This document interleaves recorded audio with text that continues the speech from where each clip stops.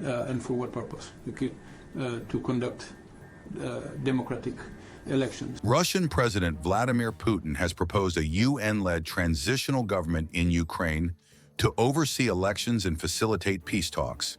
He suggested working with the US, Europe, and his friends under UN supervision to establish a viable democratic government that enjoys public trust.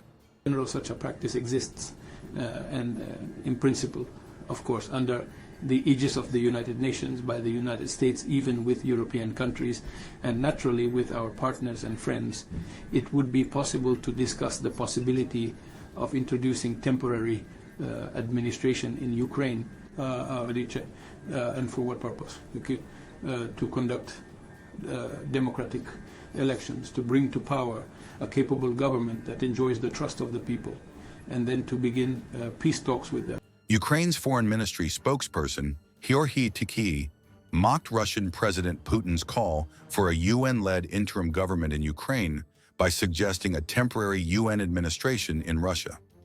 Tykhy made the remark on X, criticizing Putin's war spending, and proposed UN to start in Vorkuta, a former Soviet labor camp in the Arctic. Counter-offer temporary UN governance in Russia, starting with Vorkuta. It seems that locals would benefit greatly from any governance other than Putin, who spends billions of dollars on his criminal war against Ukraine. Ukrainian President Zelensky also made a comment on Putin's health during an interview in Paris, asserting that the Russian president will die soon. It also depends on his age. He will die soon, and that's a fact.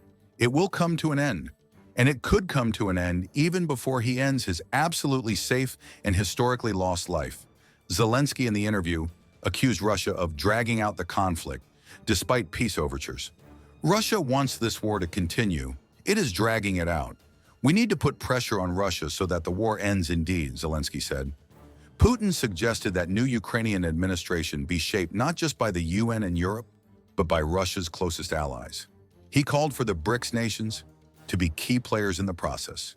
In a surprise move, he also included North Korea, a longtime Russian ally, in the talks for Ukraine's future. And we will work with any partners who strive for this. It is not only the United States, but also the People's Republic of China, India, Brazil, South Africa, all BRICS countries, and many others, for example, including the Democratic People's Republic of Korea. We are ready to work with Europe, by the way. The U.S. has firmly rejected Russian President Vladimir Putin's proposal to place Ukraine under temporary UN control. A White House National Security Council spokesperson stated that Ukraine's governance is determined by its constitution, which prohibits national elections under martial law. The U.S. also dismissed Putin's claims that the current Ukrainian government is illegitimate, trying to save an attack on their sovereignty.